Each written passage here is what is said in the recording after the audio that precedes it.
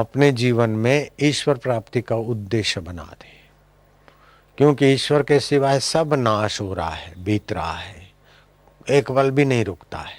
बचपन बीत गया, किशोर अवस्था बीत गई, सब बीत रहा है। तो नश्वर चीज को पाने का उद्देश्य बनाएगा तो कितना भी बुद्धिमान हो जाएगा, दुखों से जान नहीं छूटेगी। और नश्वर चीजें पाकर सुखी होने की इच्छा बेवकूफी से कुकर्म करेगा तो ब्रह्मा जी भी उसकी दंड से, सजा से नहीं बचा सकते। इसीलिए आप सुख चाहते हैं, पक्की बात है, तो सुख स्वरूप आत्मा है, परमात्मा है, उसको पाने के लिए आप द्वंद्वातीत हो जाइए। निर्द्वंदो महाबाहु, निर्द्वंद। ये संसारी द्वंद्वों से कभी शाश्वत सुख नहीं मिलेगा। सुख आए तो आप उस सुख में भोक्ता बनकर कूदिए मत, दुख आए तो भोक्ता बनकर कूदिए मत। निर्द्वंद हो जाए, सम हो जाए, समता को बढ़ाएं। तो अनुकूलता में हर्षित नहीं, प्रतिकूलता में उद्विग्न नहीं होता, उसको समत्व योग की प्राप्ति होती। और समत्व योग व्यवहार में कर सकते हैं कि एक है अनित्य, दूसरा है नित्य। शरीर है अनित्य और संसार की उपलब्धियां है अनित्य। आत्मा है नित्य और परमात्मा है नित्य। नित्य नित्य का संबंध स्वाभाविक है और अनित्य अनित्य का संबंध स्वाभाविक है। शरीर अनित्य है तो इसको अनित्य रोटी, अनित्य पानी, अनित्य खुराक चाहिए और अंत में ये मर जाता है। खुराक भी पड़ा पड़ा खराब हो जाएगा, शरीर भी मर जाएगा। अनित्य का अनित्य के साथ साठ गांठ है और नित्य आत्मा का नित्य परमात्मा से सीधा संबंध है। तो हम आत्मा है, नित्य है। मरने के बाद भी हम नहीं मरते, दुख आने के बाद भी हम दुख को देखने वाले होते, सुख को देखने वाले होते। और गुरु मंत्र की महिमा, ध्यान योग शिविर में आने की महिमा। प्यास जग जाए तो यहाँ तो खुला माल है, खाली प्यास वाले चाहिए। यहाँ तो बांटने के लिए मैं इंतजार कर रहा हूँ, आजा ले जा, आजा ले जा बस। नारायण नारायण नारायण नारायण नारायण। अपने ज्ञान के अनुसार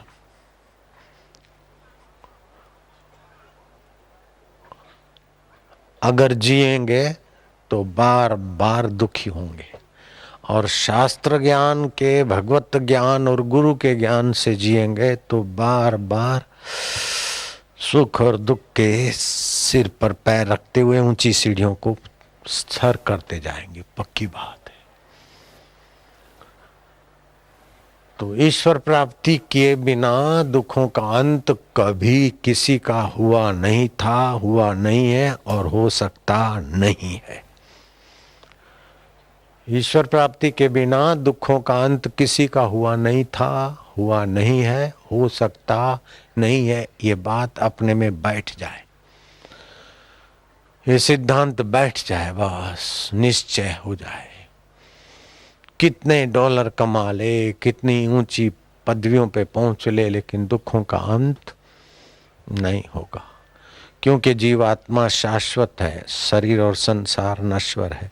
नश्वर से शाश्वत की प्यास नहीं बुझ सकती।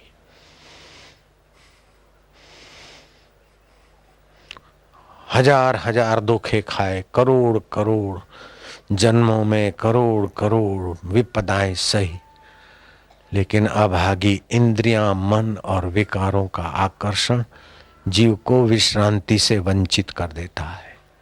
बिनु रघुवीर पद जिय की जर नहीं न जाई। आत्मपद की प्राप्ति के बिना जीवात्मा की जलन नहीं जाएगी। संसार तापे तप्ता नाम योगो परम औषधः। संसार के तापों में तपने वाले जीव के लिए भगवत योग ही परम औषध है।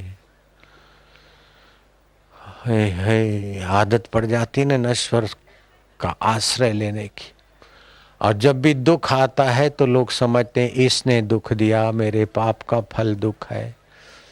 दुख आता है तुम्हारे विकास के लिए, सुख भी आता है विकास के लिए। दुख आता है कि संसार की नश्वरता समझ लो, और सुख आता है कि सेवा करके अनासक्त हो जाओ। हम दुख में भी डूबते, सुख में भी डूबते हैं। डूबने की आदत पड़ गई और बोलते कोई दिक्कत नहीं, हाथी धस गया दलदल में, यूं कर रहा, बोले कोई दिक्कत नहीं। अरे मूर्ख, दिक्कत में जा रहा है। कोई दिक्कत नहीं, कोई दिक्कत नहीं, कोई दिक्कत नहीं, यूं कर रहा है और दलदल में गहरा जा रहा है। नारायण नारायण नारायण, कभी न छूटे पिंड दुखों से जिसे ब्रह्म का आत्मा का ज्ञान नहीं। एक संत हो गए मस्तराम बाबा, कुछ वर्ष पहले उनका शरीर छूटा। बड़े से मस्ती से रहते थे, ब्रह्मज्ञानी थे। आजादी के पहले कोई कुटुंब में राजा मर गया। अब दो भाइयों के बीच झगड़ा चला, वो बोला मैं राजा बनूं, वो बोला मैं। तो छोटा भाई श्रद्धालु था और संत के पास आया, आकर मनोती मानी कि बाबा अगर मेरे को राज तिलक होता है पिता की इच्छा के अनुसार, बीच में जो अड़ंगा लगाते वो शांत हो गया, मैं अगर राजा हुआ तो बाबा राज तिलक होते ही आपके चरणों में दंडवत प्रणाम करने आऊंगा। बाबा को बोला नहीं, मन ही मन ब्रह्मज्ञानी के आगे मनोती मान के चला गया मस्तराम बाबा के पास। और महाराज वो हो गया राजा। तो दूर रथ को छोड़कर जुतियां उतार कर ताज रखकर नंगे पैर आया और प्रणाम किया। बोले बाबा तुम्हारी कृपा से मेरे पक्ष में निर्णय हो गया, मैं राजा बन गया। बोले चल साले, मेरी कृपा से? ये तो मेरी दासी की कृपा है, मेरी कृपा से तो तू ओ हो जाता कि तो क्या ऐसी बातें करता है। कोई दिक्कत नहीं, अभी दिक्कतें है, राज बनने में कोई दिक्कत नहीं। राजा बन गया, बोले राजा बनने में आपकी दुआ से कोई दिक्कत नहीं आई, लेकिन राजा बनेगा, मैं राजा हूं, फिर दिक्कतें बटोरेगा और क्या करेगा। मेरी कृपा होता तो महाराज बन जाता। दास कबीर चढ़ो घड़ ऊपर, राज मिलो अविनाशी। अविनाशी आत्मा को जान लेगा, ये पा लिया। बोले कोई दिक्कत नहीं, दिक्कत की तो खाई में जा रहा है। बोले कोई दिक्कत नहीं, कोई दिक्कत नहीं, धंसता जा रहा है। बोले बाबा सचमुच आपकी कृपा है? बोले चुप, मेरी दासी की कृपा हुई, माया की। मेरी कृपा होती तो भगवान में प्रीति हो जाती, राज्य में क्या प्रीति होती। ईश्वर की कृपा तब हुई जब संसार फीका लगे और भगवान ही प्रिय लगे, तो वो संत की कृपा पूरी उतरी, नहीं तो संसार मीठा लगता है। साईं ताजी कृपा है, ताजी कृपा है, हे थी वो हो थी वे छड्डे में कि साईं ताजी दया, तुम्हारी दया हो गया। अरे चुप रहे, ठीक है जा ठीक है, बड़दादा की दया हुई। अब मैं काय को लड़ाई मोल लूं कि मेरी दया नहीं हुई। अच्छा दया हुई, जा बड़दादा की दया हुई, जा इधर से। ओम नमो भगवते वासुदेवाय। ओम नमो भगवते वासुदेवाय। ओम नमो भगवते वासुदेवाय। ओम नमो भगवते वासुदेवाय। वासुदेवाय वासुदेवाय। प्रीति देवाय प्रीति देवाय। भक्ति देवाय भक्ति देवाय। माधुर्य देवाय माधुर्य देवाय। मम देवाय मम देवाय। आत्म देवाय आत्म देवाय। प्रभु देवाय प्रभु देवाय। गुरु देवाय। गुरु देवाय। ये सब उन्नति के साधन है। आत्मदेव, गुरुदेव, परमात्मा का नाम, सुमरण, प्रीति, ये सारे उन्नति के साधन है। राग, द्वेष, भय, शोक, ईर्ष्या, द्वेष सब पतन के साधन है। धर्म के 10 साधन लक्षण है, अधर्म के भी 10 है। ये जिसने ऋषि प्रसाद में पढ़ा है या कैसेट में सुना है, हाथ ऊपर करो। धर्म के 10 लक्षण, अधर्म के भी 10 लक्षण। सुना है ना, बाकी के लोग सुन लेना, समझ लेना। पतन के 10 साधन है, उससे तबाही होती। उत्थान के 10 साधन है, उससे बेड़ा पार होता है। अब आप किसको पकड़ते? हम दोनों को पकड़ते, इसीलिए बीच में ही रहते हैं भांजे, बीच में ही रहते हैं। हो चाहे 100 जूता खाए तमाशा घुस के देखेंगे, तमाशा घुस के देखेंगे। ऐसा भोगा बेकार है यार, बेकार है। फिर आधा घंटे के बाद वही 10-5 दिन पहले संसार भोगा, पति पत्नी मेरे कोई सार नहीं, वैराग्य आया, लेकिन वो वैराग्य टिकता नहीं। फिर 10-15 दिन के बाद बबलू की माँ अरे हरामी मन, अभी 10 दिन के पहले तो करने के बाद पछताया था, फिर चुप क्यों नहीं बैठता रे? चाहे 100 जूता खाए। ओहो, तुलसीदास की पत्नी रत्नावली ने कहा, हाड मास की देह ममा तामे इतनी प्रीति, 2 खड़ी हड्डियां, कुछ आड़ी हड्डियां, मांस, नसें, मल मूत्र, नाक में लींट भरी है, मुंह में थूक भरी है, बैक्टीरिया मरे हुए बदबू भरी है, कान से खुरेद निकलती है, आंख से कीचड़ निकलती है और नीचे से मल मूत्र निकलता है, और रखा क्या है? फिर भी शरीर प्यारा लगता है। उस चैतन्य को प्रीति करते तो कैसा भला हो जाता। ये मेरे हाड़ मास को इतना प्यार करते थे, इससे आधा अगर भगवान को प्यार करते तो। बोले फिर से एक बार कहिए। फिर से रत्नावली ने सुना दिया, हाड़ मास की देह ममा तामे इतनी प्रीति, आते आधी आधी जो राम प्रति अवश्य मिटे भव भीति, वो चले गए। लेकिन यहाँ तो लेडी न जाने कितनी बार जूता सूंघा दिए, सैंडल सूंघा दिए, फिर भी गुड़ गुड़ गुड़।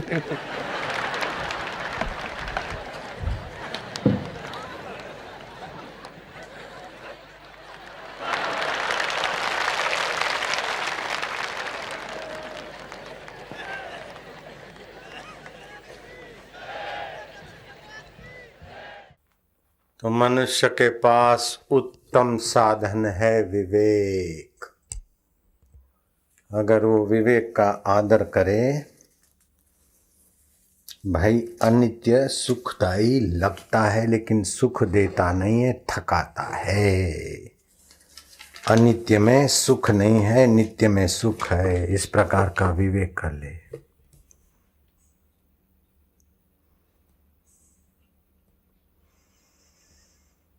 विवेक करने से सत्य में राग होगा और असत्य में वैराग होगा। असत्य की इच्छा, असत्य संसार के सुख की इच्छा को राग बोलते हैं, और किसी परिस्थिति से नफरत उसको द्वेष बोलते हैं। ये राग और द्वेष ये द्वंद्व है।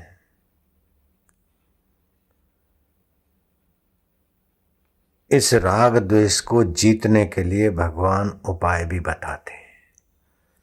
भगवत गीता 7वें अध्याय का 27वां श्लोक है।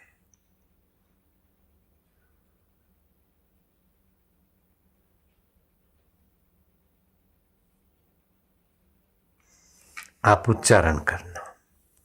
इच्छा द्वेष समुत्थेन, इच्छा द्वेष समुत्थेन द्वंद्व मोहेन भारत, सर्वभूतानि सम्मोहम्, सर्वभूतानि सम्मोहम्, सर्गे यान्ति परम तपः, सर्गे यान्ति परम तपः। इसमें उद्बोधन बहुत समझदारी का परिचय देता है भगवान की दूरदर्शिता का। कहते भरत वंश में उत्पन्न भारत, भा माना ज्ञान और रत माना उसमें रमण करने वाले होते, और परम तपः अर्थात परिस्थिति और विकारों के अधीन न होने वाले, ज्ञान में रत रहने वाले और परिस्थितियों के विकारों के अधीन न रहने वाले। हे भरत वंश में उत्पन्न परम तप, इच्छा माना राग और द्वेष से उत्पन्न होने वाले द्वंद्व मोह से मोहित संपूर्ण प्राणी संसार में मूढ़ता को अर्थात जन्म मरण को प्राप्त हो रहे हैं। इच्छा और द्वेष ये दो, मधु और कैटव। राग और द्वेष पौराणिक कथा है कि मधु कैटव नाम के दैत्यों से परेशान होकर देवताओं ने भगवान को प्रार्थना की और भगवान नारायण मधु कैटव से भिड़े। मधु कैटव मरे ही नहीं, मरे ही नहीं, मरे ही नहीं। 1 साल, 2 साल, 3 साल, 5 साल, 10 साल, 25 साल, 100 साल, 200 साल, 5000 वर्ष तक मधु कैटव से भगवान भिड़ते ही रहे, वो मरे ही नहीं। आखिर मधु कैटव प्रसन्न हो गए, बोले कि हम 2 और तुम अकेले, मैदान नहीं छोड़ते। इस बात पर नारायण हम प्रसन्न है तुम पर, वरदान मांग लो। बोले वरदान तो ये दे दो कि तुम मेरे हाथों मर जाओ। बोले मरेंगे हम वहीं जहां रस ना होगा, जहां रस होगा वहां हम नहीं मरेंगे। सूंघने का रस, चखने का रस, सुनने का रस, काम विकार भोगने का रस, जहां इंटरेस्ट आएगा वहां तो महाराज हम नहीं मर सकते। जहां ये फीका लगने लग जाएगा वहां हम मर जाएंगे। जयराम जी बोलना पड़ेगा। तो अब साधन भगवान ने बोला, बोले अब तो भाई ये मधु कैटव उन्हीं साधकों के मरेंगे राग और द्वेष जिनका विवेक पुख्ता होगा। तो विवेक कहां से मिले? बोले सत्संग से। बिनु सत्संग विवेक न होई। बुद्धि है, विवेक का 9वां हिस्सा बुद्धि है। विवेक बहुत ऊंची चीज है। विवेक का 9वां हिस्सा बुद्धि है। सत्संग से विवेक प्रखर होता है। जितना सत्संग से विवेक प्रखर होता है उसकी बुद्धि उतनी, 9वां हिस्सा उतना बलवान हो जाएगा।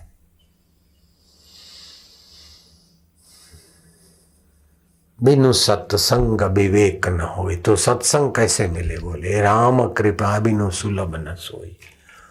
भगवान की कृपा अथवा संत की अहेतु की दया अथवा अपना पुरुषार्थ,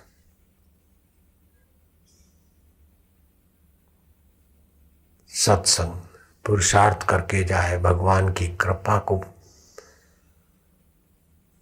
ऐसे कर्म करे कि भगवत कृपा उतरे तो सत्संग में जाने की बुद्धि बने। अथवा कोई दयालु संत काकताली न्याय न, कौवे का बैठना फल का गिरना, महाराज जाना और संत का सत्संग करना और कान में पड़ जाए, मुफ्त में माल मिल जाए, ये भी होता है। तो भगवत कृपा से पुण्य पुंज बिन मिले नहीं संता। पुण्यों के पुंज के बिना संत नहीं। द्रवी जब रघुनाथ तब होई सत्संगा। भगवान त्रिभुत हों आपके कोई शुभ कर्मों से, तब सत्संग। तो सत्संग से विवेक मिलता है। और हमारा राग क्या है? एक जगह पर राग हो तो भी चलो गनीमत है, राग बटा हुआ है। बिल्व मंगल का राग वैश्या में था, उसके बिना भी क्या जीना। वैश्या ने देखा कि इतना बाढ़ के पानी को लांघ के बिल्व मंगल मेरे झोंपड़े तक पहुंच गया, मेरे घर तक। इतना साहसी आदमी और हाड़ मास में उलझ रहा है।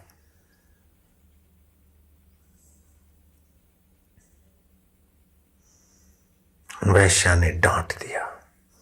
वही वैश्या में जो बिल्व मंगल का राग था वो भगवान में बदल गया। सूरदास, वही बिल्व मंगल में से संत सूरदास का प्रागट्य हो गया। तुलसीदास का राग था और पत्नी ने सुना दिया, वही राग काम का राग राम में बदल गया, संत तुलसीदास बन गए। ऐसे हमारा द्वेष भी एक जगह हो तो भी काम चल जाए। शिशुपाल का द्वेष भगवान में था। भगवान से द्वेष करते करते भगवत चिंतन तो हुआ न, भगवान में ही समा गए। कंस का भय था भगवान के प्रति। हमारा जरा इससे डरे, जरा उससे डरे, जरा इधर राग किया, जरा उधर राग किया, जरा उधर।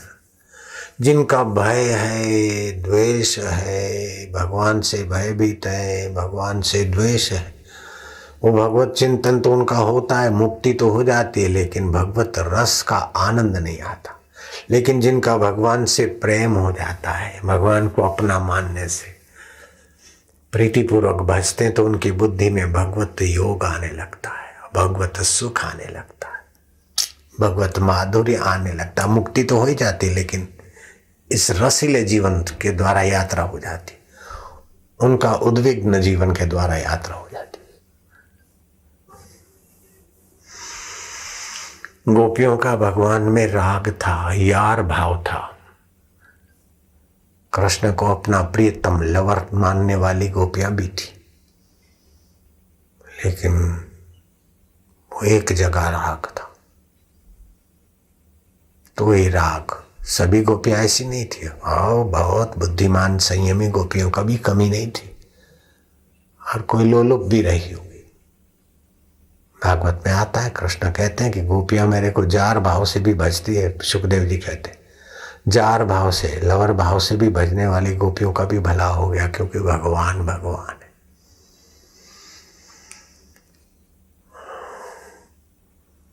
द्वंद्व ही महाबाहु सुखम बंधात प्रमुच्यते।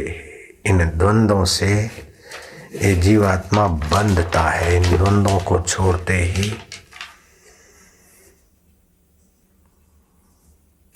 निर्द्वंद मुक्त हो जाता है।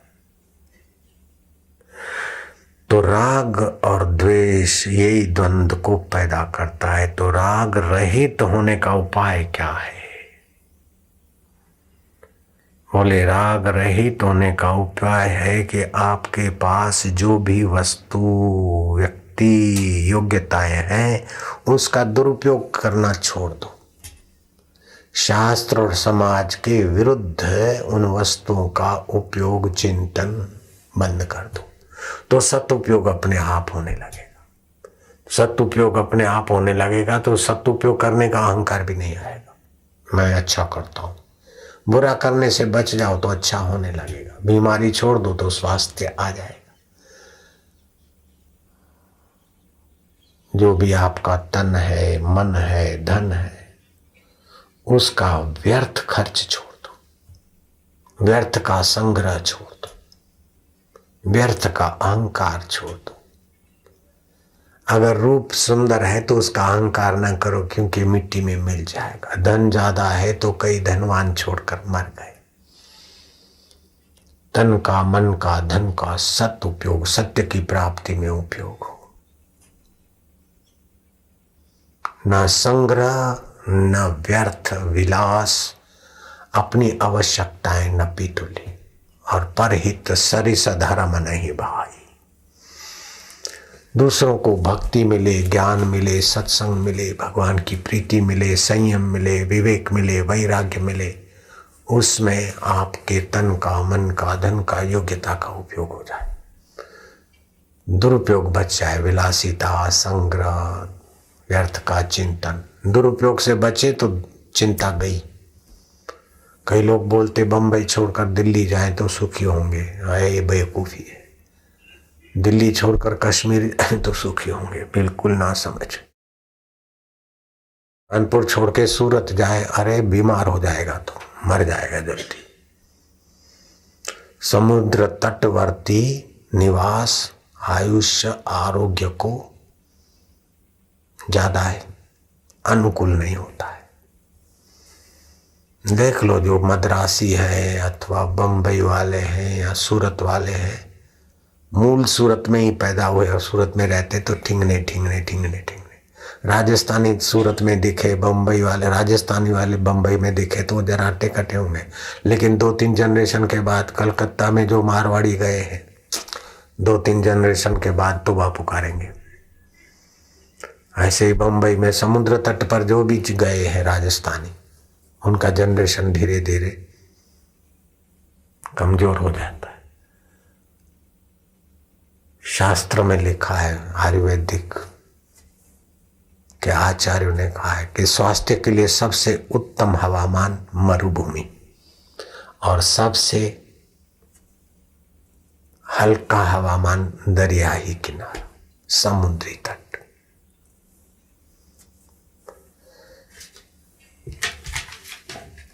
तो इधर जाने से सुखी होंगे, उधर जाने से सुखी होंगे। अब समुद्र तट छोड़कर सब दूसरी जगह जाए ये संभव नहीं, लेकिन कभी कभी राजस्थान में रहे तो अच्छा है, उसका फायदा ले अपनी